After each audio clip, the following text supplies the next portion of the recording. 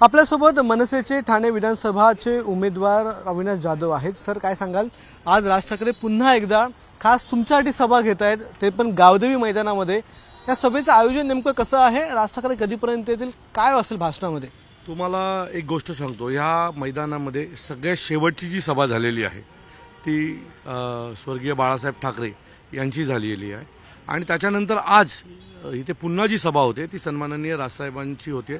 एवढ्या वर्षात कुठल्याही राजकीय नेत्याची किंवा कुठल्याही पक्षाची सभा या मैदानात झालेली नाही आहे। सो मी नेहमी म्हणतो की शेवटची बाळासाहेबांची जी सभा होती तिची नवीन सुरुवात ही राजसाहेब ठाकरे करतात।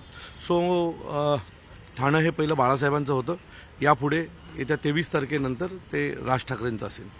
याच गावदेवीच्या मैदानामध्ये बाळासाहेबांनी अनेक सभा घेतल्या होत्या। त्याच्यानंतर ठाण्यामध्ये शिवसेनेची एक हाती सत्ता आली होती, नगराध्यक्षपासून ते महापौरांपर्यंत। त्याच्यानंतर आमदार खासदार सगळे शिवसेनेचे आले। काय वाटतं आजच्या सभेनंतर, म्हणजे या मैदानाचा एकूण समीकरण असेल किंवा इथल्या मतदारांचं समीकरण असेल, काय वाटतं या सभेनंतर ही बदलणार व्याख्या आणि मनसेचं ठाणे होणार?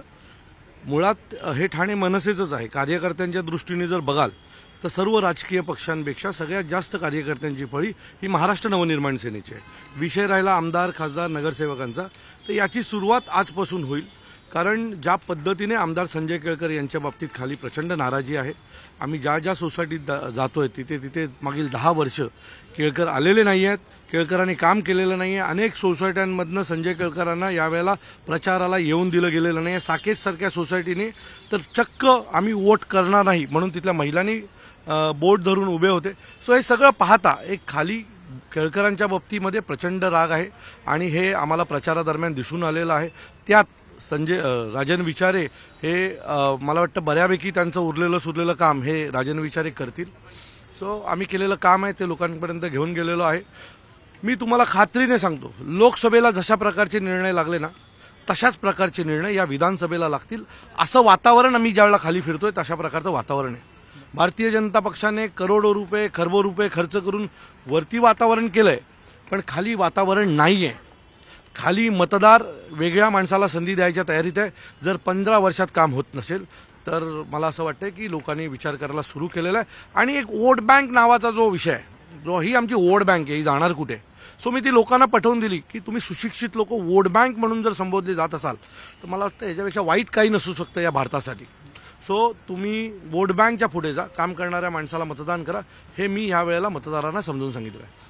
पण संजय केळकर यांच्या पाठीशी एकनाथ शिंदे हे पूर्ण ताकदीनिशी उभे आहेत। त्यांनी पूर्ण ताकदीनिशी त्यांना सांगितलेलं आहे, सगळ्या कार्यकर्त्यांना शिवसेनेच्या कामाला लावलेलं आहे की कशा प्रकारे काम करायला पाहिजे। तर दुसरीकडे राजन विचारे यांच्या पाठीशी उद्धव ठाकरे यांची उद्या ठाण्यामध्ये सभा होणार आहे। तर काय वाटतं, या दोन मोठ्या व्यक्ती मोठे नेते त्यांच्या पाठीशी आहेत?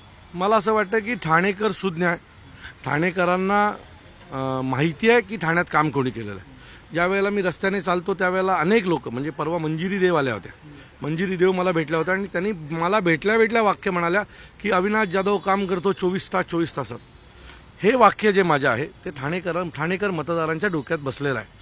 त्यामुळे तुम्हाला कोण पाठिंबा देतोय किंवा कोण काय करतोय त्याच्यापेक्षा मी केलेलं काम हे ठाणेकरांनी पाहिलेलं आहे। मी पुन्हा सांगतो, लोकसभेला जशा प्रकारचे निर्णय आले तशाच प्रकारचा निर्णय ठाणे मतदारसंघात येणार, हे खात्रीने सांगतो। आपण 23 तारखेला परत इंटरव्ह्यू करू।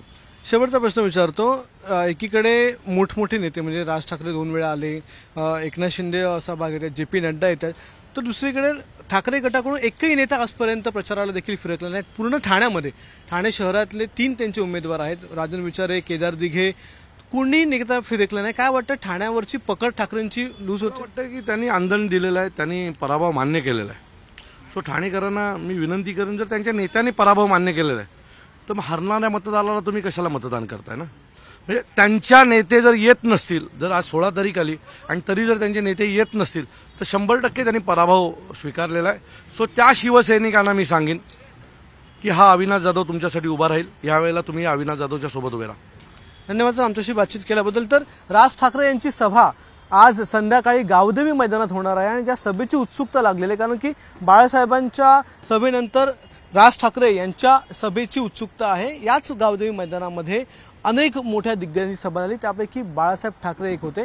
त्यामुळे बाळासाहेब ठाकरे यांच्यानंतर राज ठाकरेंची होणारी सभा ठाणेकरांसाठी बदल घडून येते का किंवा मनसेसाठी नवीन एक सुरुवात घडवून आणते का, हे बघणं महत्त्वाचं ठरणार आहे। कॅमेरामन विनयसह अक्षय भाटकर, एबीपी माझा, ठाणे। एबीपी माझा, उघडा डोळे बघा नीट।